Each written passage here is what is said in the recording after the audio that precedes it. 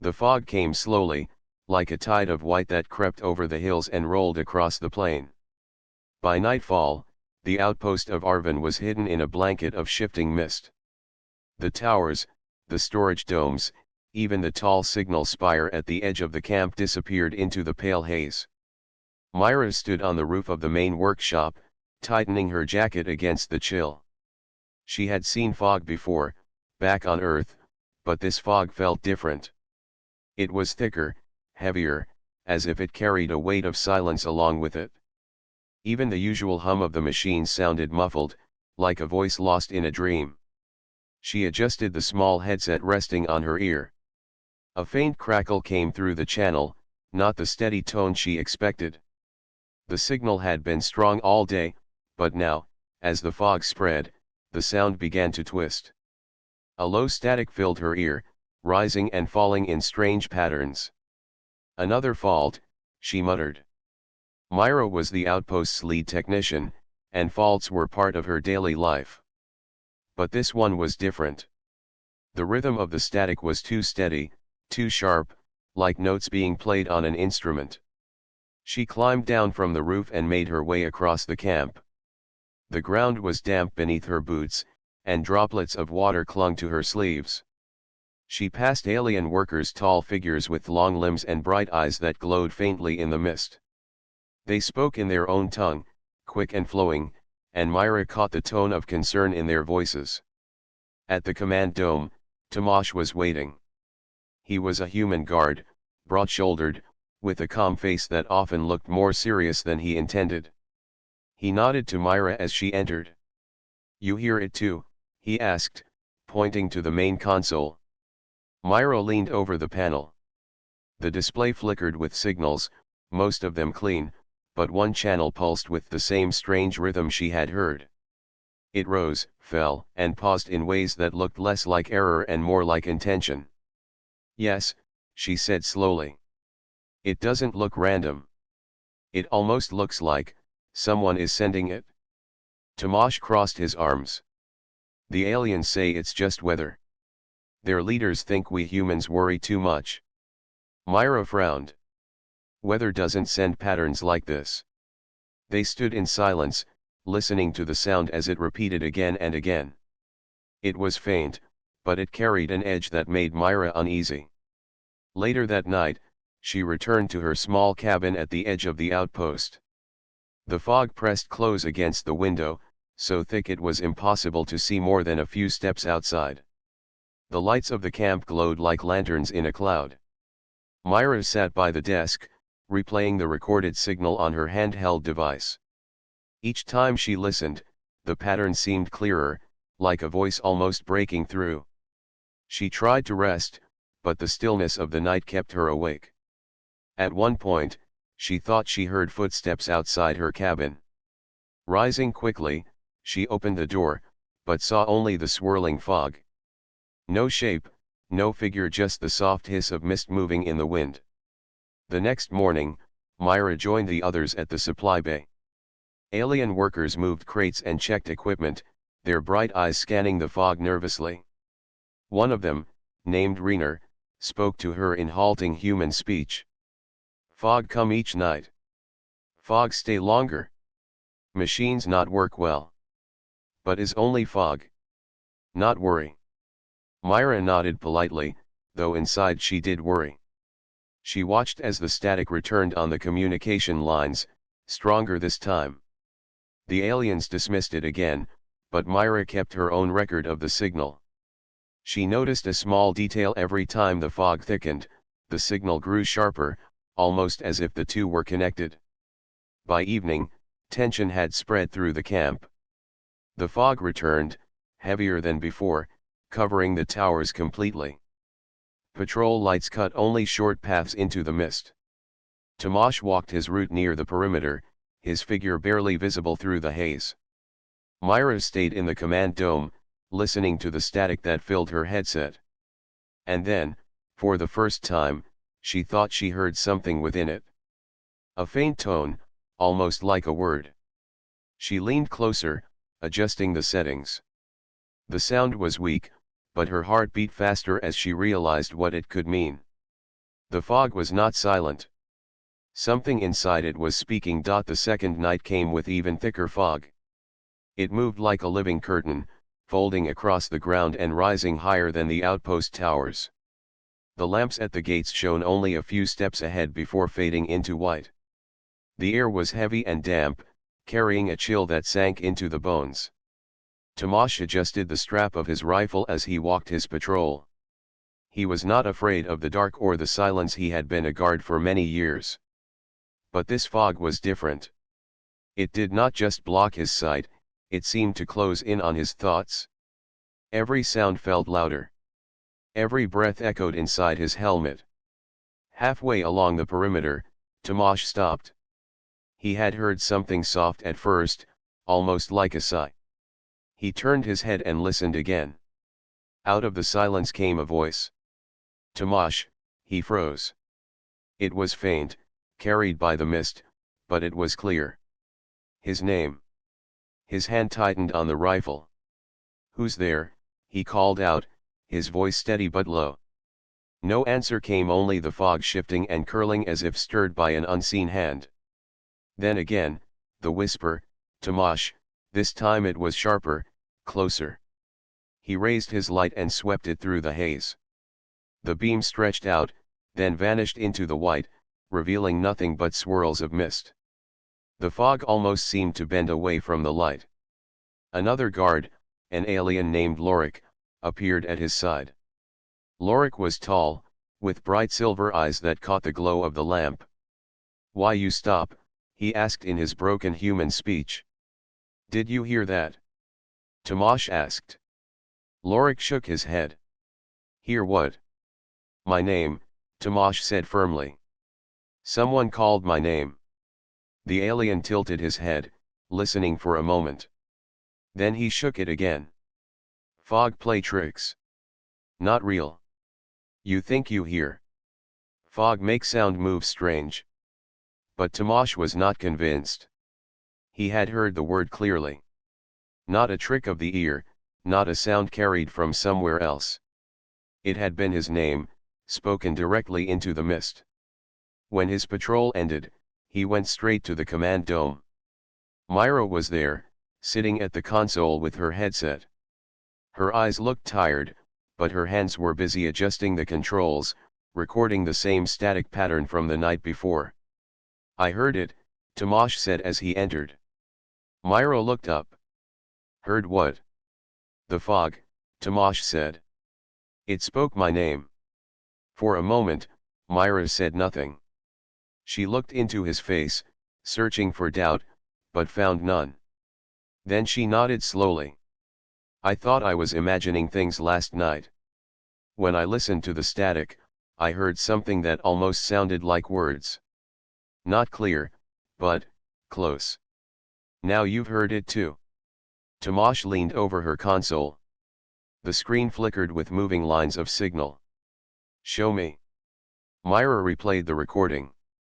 The static rose and fell in uneven bursts, sharp and deliberate. Tomasz listened carefully, his face tightening. And then, through the noise, he heard it again, his own name, faint but present, hidden in the signal. "There," he said, pointing to the display. "You hear that? It's not random." Myra nodded. "I told the alien leaders yesterday. They brushed it off. Said I was chasing shadows. But this isn't weather, Tomasz. Something is behind it. Something is in the fog." Tomasz paced the room, the weight of the thought pressing down on him. "If they won't believe us, we'll have to prove it. Record every signal, every whisper. If there's a pattern, we'll find it." That night, Myra and Tomasz worked together, staying in the command dome long after the others had gone to rest. The fog outside pressed against the dome's windows like a heavy wall, and the light from inside only reached a few steps before vanishing. Every so often, they both thought they heard faint noises drifting through the mist, shuffling, distant steps, or the low hum of something moving just out of sight. At one point, Myra looked up from her console. "Do you feel it?" she asked softly. "Feel what?" Tomash replied. The fog, Myra whispered. It doesn't just cover the camp. It feels like it's watching us. Tomash did not answer right away. He looked toward the window, where the white curtain of mist pressed close. His hand rested on his rifle, and his jaw tightened. Yes, he said finally. It feels alive. By dawn, the fog thinned enough to reveal the camp again. Workers stepped out of their shelters, their bright eyes blinking in the morning light. They moved about their duties as if nothing unusual had happened, though a few looked uneasy. Lorik passed by Tomash and gave him a questioning glance, but said nothing. Myra closed her records for the night. The static still carried its strange rhythm, and Tomash's name had been repeated more than once. Whatever was hiding in the fog, it knew who they were. The third night arrived with the same heavy fog, but this time the camp felt different. The air was tense. Workers moved quickly, speaking in low voices, and even the alien guards kept glancing into the mist as if expecting something to appear. The outpost lights burned brighter than usual, but the glow only showed how close the fog pressed in. Inside the command dome, Myra played back the latest recordings. The static was stronger now, the strange patterns sharper. The same faint voice whispered in the noise, repeating names and broken words. Tomash stood beside her, arms folded, eyes fixed on the screen. This can't be ignored anymore, Myra said firmly.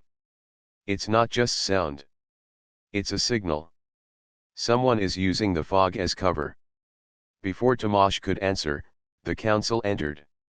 3 alien leaders, tall and regal, their long robes trailing behind them. Their silver eyes shone in the dim light, calm but cold. The one in front, Elder Rin, raised a hand. You humans spread fear, Rin said in smooth, accented speech. Every night you claim shadows move, voices speak. But the fog is natural. It has always been here. You create unrest in our people. Myra stood to face them. With respect, Elder, this isn't our imagination. We've recorded the signal. You can hear it for yourself. She pressed a key, and the static filled the dome. The faint rhythm played again, rising and falling like a voice caught inside the mist. Tomash leaned forward, waiting for their reaction. But the elders exchanged doubtful looks. It is noise, Rin said after a pause. Machines often fail in damp air. You see patterns because you wish to see them. Humans are quick to fear what they do not understand. Myra clenched her fists. So you'll ignore this? Even when it repeats our names. Another elder, Valen, stepped forward. Or perhaps you humans create this noise yourselves. Perhaps it is a trick, to make us doubt our home. You come to our planet, build your machines, and when problems appear, you say the danger is ours. Convenient. The words struck like a blow. Tomash's jaw tightened. You think we're making this up? Perhaps, Valen said coolly. Perhaps not.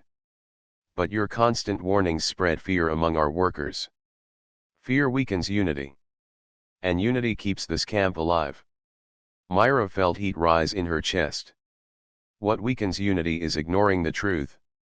Something is out there, hiding in the fog, and it's watching us. The elders said nothing more. With slow dignity, they turned and left the dome, their robes brushing the floor. The door closed behind them, leaving silence in their wake. Myra sank back into her chair.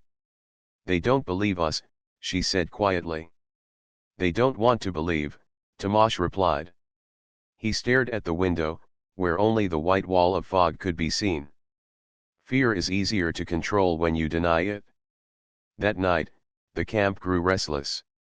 Equipment began to fail, the power lines flickered, and storage locks froze. Alien workers grumbled, blaming human machines for the faults. Humans, in turn, accused the aliens of hiding information. Conversations turned sharp, and suspicion grew on both sides. Myra moved from station to station, trying to keep the system stable, but she felt the eyes of workers on her. Some whispered as she passed. She caught fragments of words: trouble, fear, human fault. Later, Tomash found her outside the workshop. She sat on a crate, her shoulders slumped. The fog wrapped around the camp like a wall, glowing faintly under the lamps. "They don't trust us anymore," Myra said. Tomash sat beside her. "Trust doesn't matter if we're right. What matters is proving it." "But how?" she asked. "They won't listen. They think we're inventing danger." He thought for a moment, then said, "We keep recording. We find proof they can't deny. If there are shapes in the fog, we'll catch them. If there are voices, we'll trace them. We'll show them the truth, even if they don't want to see it." Myra looked at him, seeing the steady determination in his eyes. His calm gave her strength. She nodded slowly. "All right. We won't stop." That night, while most of the camp slept, Myra set up extra receivers at the edge of the perimeter. She worked in silence, her hands steady despite the damp chill. Tomash kept watch, his lamp sweeping through the fog. At one point, Myra froze. Out of the corner of her eye, she saw a shape move in the mist, tall, thin, gliding past the edge of the light. She turned quickly, but it was gone. Only the fog remained. "Did you see that?" she whispered. Tomash nodded slowly. "Yes. But if we tell them, they'll say it was nothing." "Then we keep it to ourselves," Myra said. "Until we have proof." The fog shifted around them, whispering with faint voices, almost too quiet to hear. The camp slept, unaware of the eyes watching from the mist. And within the heart of the outpost, distrust grew between human and alien, between truth and denial. The fourth night came with no stars in the sky. The fog was so thick that even the tall signal spire could not be seen from the command dome. The outpost seemed cut off from the world, floating in a sea of pale white. Myra stood outside with Tomash, carrying a small metal case. Inside was a signal buoy, human technology she had brought from Earth. Unlike the alien machines, this one was simple, sturdy, and designed to cut through interference. She had spent the day repairing and testing it in secret. Tonight, it was ready. "We place it beyond the perimeter," she said, her breath visible in the cold air. "If the signal cuts through, it will show us what the fog is hiding." Tomash nodded. "Let's move before anyone notices." They walked carefully along the outer path of the camp. Lamps glowed weakly, marking the border, but everything beyond them was swallowed by fog. The ground was damp and soft, and each step sounded louder than it should have. When they reached the far edge, Myra knelt and opened the case. Her hands moved quickly, setting up the buoy. It was a round device with a tall antenna, glowing faintly blue when powered. She pressed a button, and it hummed to life, sending out a sharp, clean pulse. For a moment, nothing happened. The fog swirled quietly around them, silent as ever. Then, slowly, the pulse began to cut through the haze. The static in Myra's headset cleared.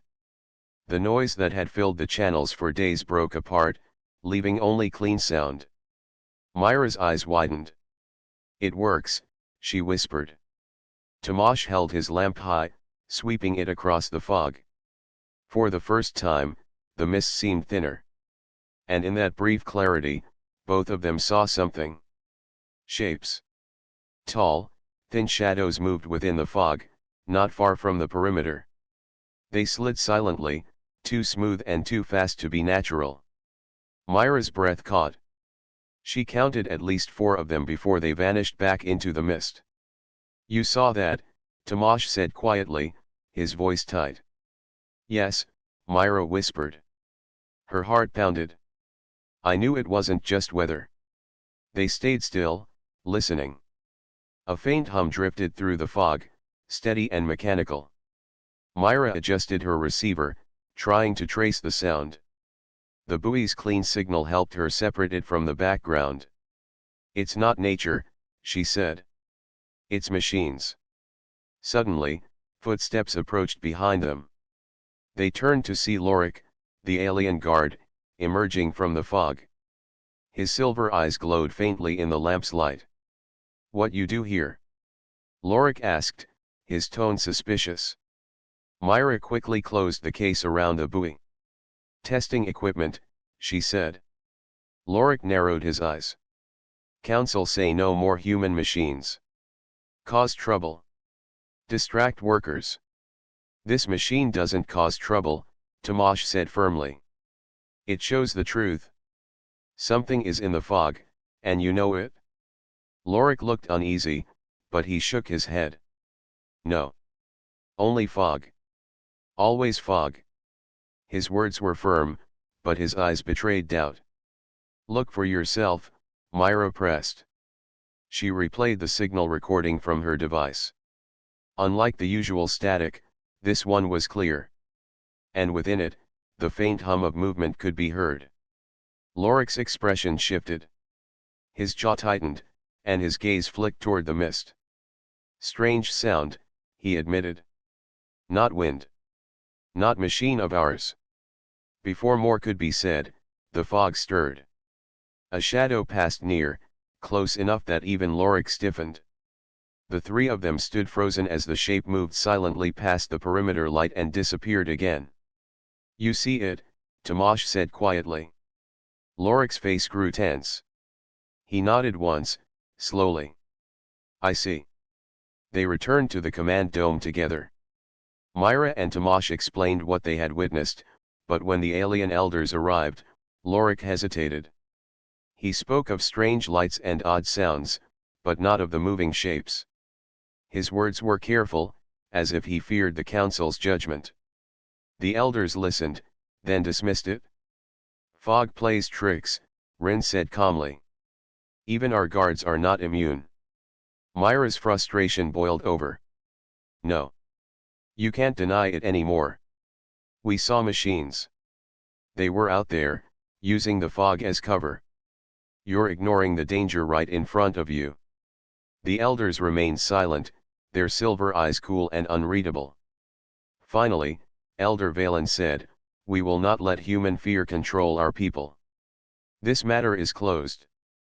They left the dome, their robes trailing behind them, leaving Myra and Tomash standing in anger and disbelief.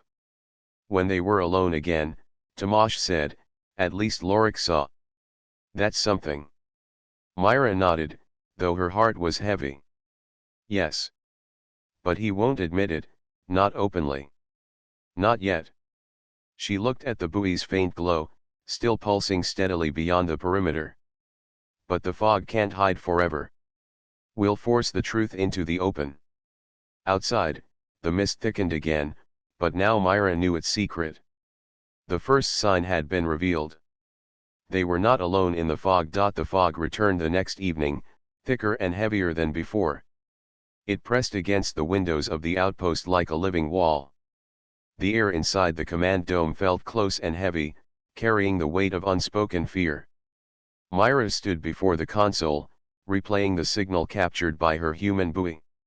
The sound was clear now, mechanical hums, faint clicks, and low pulses. They were not natural. They came in patterns, like movements of hidden machines. Tomash leaned against the wall, watching her work. "It's proof," he said. "No one can deny it now." But when the council arrived, their faces were as cold as before. Elder Rin's voice was calm but sharp. "You bring us sounds. You say they are machines. But we see nothing. Fog plays with your human minds." Myra felt her patience break. "We saw shadows," she said firmly. "Tomash and I both. Even Lorik saw them. They moved like machines, not wind or light. You know this is true." The elders turned to Lorik, who stood silently nearby. He shifted uncomfortably under their gaze. His silver eyes flicked to Myra, then to the council. Finally, he bowed his head. "I saw something," he admitted. But I cannot say what. The words cut deep. Myra's heart sank. Tamash's jaw tightened. The elders gave small nods, as if the matter was settled. Then it is decided, Elder Valen said. We will prepare to leave this outpost. The fog grows stronger. The risk is too high. Evacuation is the safest choice. The decision spread quickly through the camp. Alien workers packed supplies, their long limbs moving in practiced rhythm. They spoke of returning to their home settlements, far from the fog. Humans, however, did not move so quickly. In the workshop, Myra argued with a group of human engineers. If we leave, we walk right into them. Whoever is hiding in the fog is waiting for us to step out into the open. Evacuation will make us targets. A younger engineer frowned. And staying here won't? The power is failing. Food is running low. The aliens are right. This place isn't safe. Tamash entered, his face stern. Safe or not, leaving isn't the answer. The fog isn't just weather, it's cover for something else. If we leave now, we'll be walking blind into danger. The humans in the room exchanged uneasy looks. Some nodded with Tamash. Others shook their heads. The same argument echoed across the outpost that night. By midnight, the camp was split. Half prepared to leave with the aliens, packing equipment and supplies.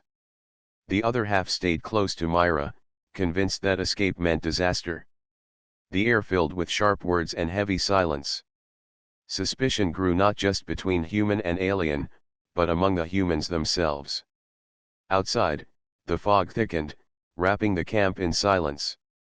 Myra set up more receivers, refusing to give in. She worked late into the night, tracing the signals. Tamash stayed beside her, his lamp sweeping across the mist. At one point, Myra caught another glimpse, two tall shapes gliding past the far perimeter. They paused for a moment, as if watching, then slipped back into the fog. Her stomach tightened. She knew they were waiting. Inside the command dome, Elder Valen called another meeting. The chamber filled with alien workers and human representatives. The air was tense. We must leave tomorrow, Valen declared. The fog grows stronger each night. If we wait, we risk being trapped here. Myra stood quickly. If you leave, you'll be walking straight into them. I've seen the machines. They surround us in the fog. They're waiting for you to step out.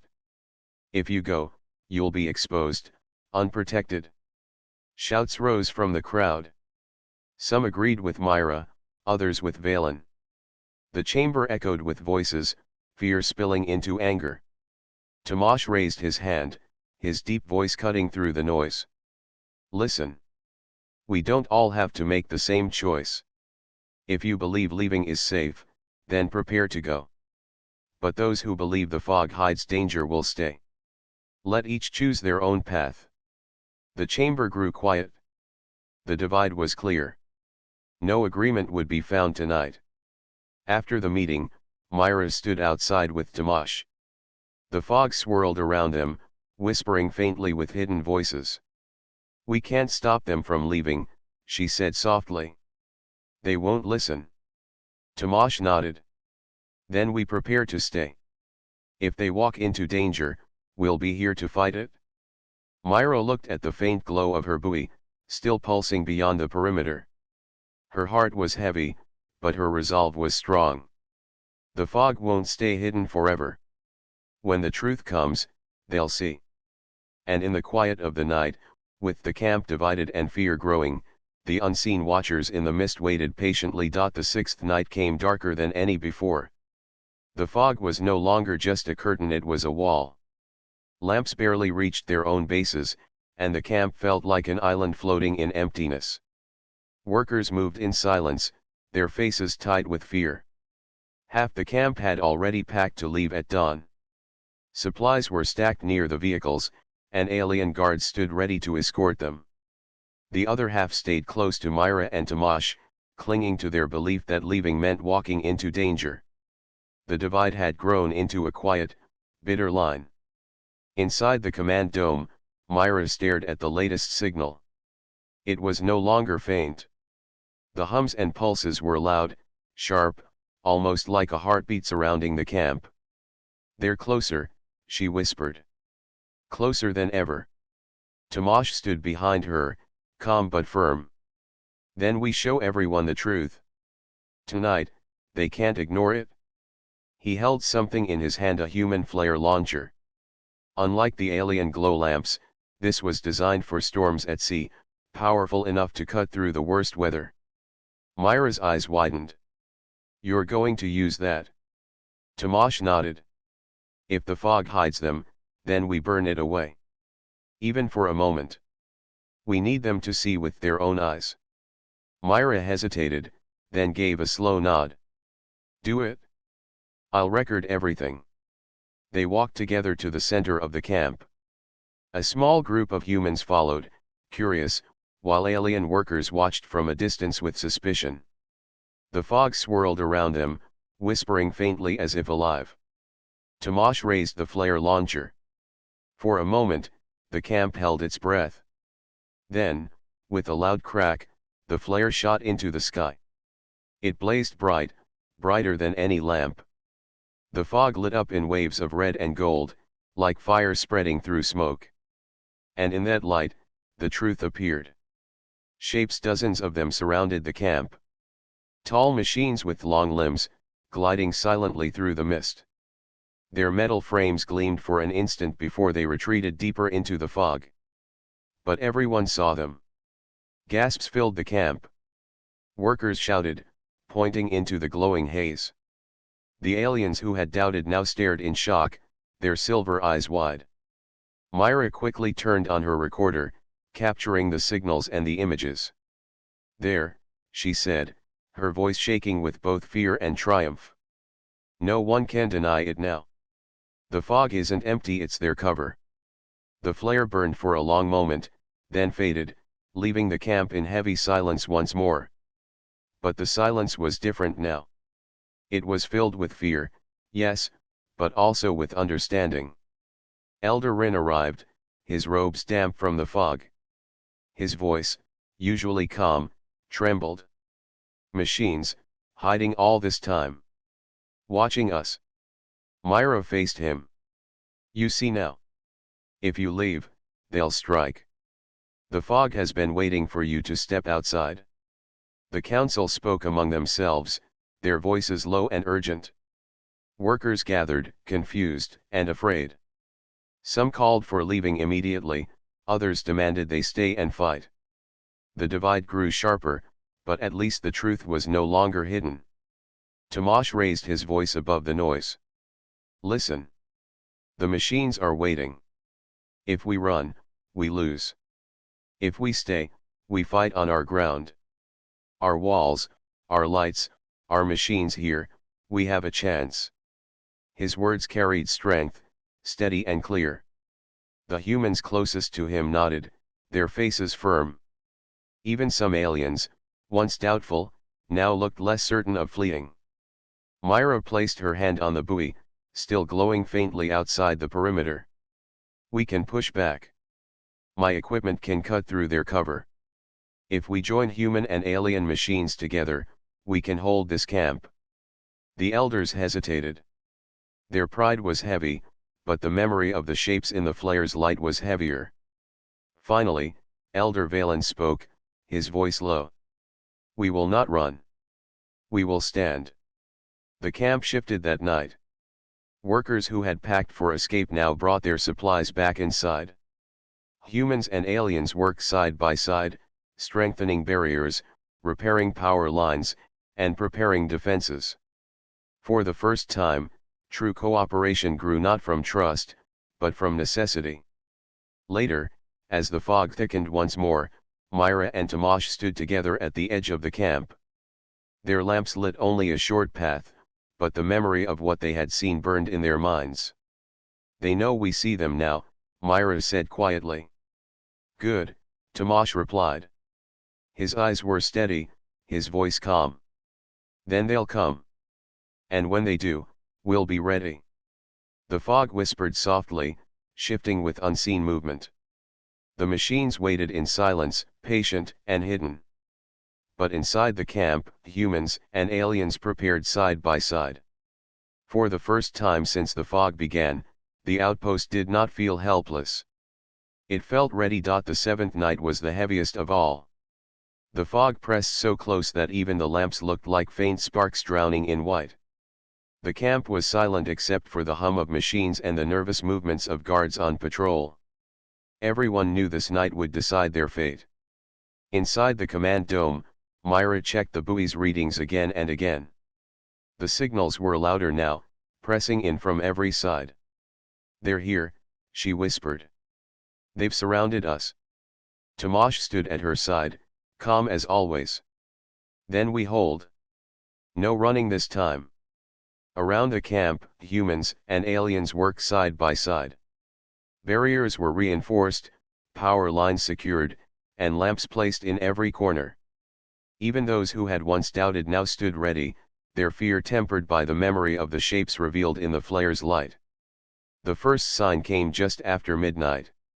A low hum rose from the fog, steady and mechanical, like a drum beat. The ground seemed to vibrate with it. Workers froze, listening. Then, faint shapes appeared at the edge of the lamps. Tall machines stepped out of the mist, their limbs thin and gleaming, their movements smooth and silent. More followed, circling the camp like hunters. "Hold your ground," Tomasz said firmly, his voice carrying across the camp. The machines moved closer, their shadows stretching long in the lamplight. But as they neared the perimeter, Myra activated the buoy. A sharp pulse spread out, cutting through the fog like a wave. For a moment, the mist thinned, and the machines were revealed, dozens of them, standing in silent rows, their eyes glowing faintly red. Gasps filled the camp. Fear spread like fire, but Tomasz raised his voice again. "You see them now? They're not ghosts. They're real. And they can be stopped." With that, the camp came alive. Humans and aliens worked together, powering the lamps to full strength, sending pulses from Myra's buoy to clear patches of fog. The machines hesitated in the light, their smooth movements broken for the first time. The first machine stepped forward, testing the barrier. Tomasz fired a flare high into the sky. The light burned bright, pushing back the fog, and the machine stopped, retreating a step. It was clear now the creatures of metal did not like the light. "Keep the lights burning," Myra shouted. "Don't let the fog take the camp."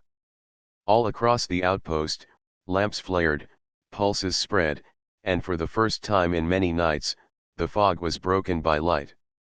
The machines circled, but they did not attack. They paced like predators waiting for weakness. Hours passed in tense silence. The camp held, every lamp watched, every signal monitored. Slowly, as the night stretched on, the machines faded back into the fog. One by one, their shadows disappeared, their hums growing weaker. By the time the first glow of dawn touched the horizon, the camp was quiet again. The fog began to thin, rolling back into the valleys. The towers of the outpost appeared once more, silver in the morning light. Myra stood on the roof of the workshop, watching as the sun rose. The golden light cut through the last trails of mist, warming her face. For the first time in days, she could see the land beyond the camp hills, stone ridges, and the wide plain stretching into the distance. It felt like the world had returned. Tomasz joined her, his expression steady but softer than usual. "We made it?" Myra nodded. "The fog's gone. For now." Around the camp, workers stepped out of their shelters, blinking at the clear sky. Some wept quietly, others smiled, and many simply stood in silence, grateful for the sight of the sun. The divide that had split them only a day before seemed smaller now. They had faced the same fear, and they had endured together. The alien elders came to the center of the camp. Their robes were damp, their faces solemn. Elder Rin spoke, his voice quieter than usual. We doubted you. We called your fear weakness. But it was your resolve that saved us. Human light broke the fog, and human courage kept us standing. Myra felt a mix of relief and pride. She glanced at Tomasz, who simply gave a small nod.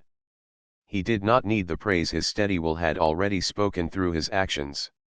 As the camp returned to work, Myra saved the final recordings from her buoy. The signals were weaker now, fading with the fog, but the proof was clear. Machines had hidden in the mist, waiting. Whether they would return or not, no one could say. For now, there was peace. Myra stood in the sunlight, breathing in the clean air. They'll come again, she said softly. Tomasz looked at the horizon. Then we'll be ready. Together. And as the sun rose higher, burning away the last of the mist, the camp stood united.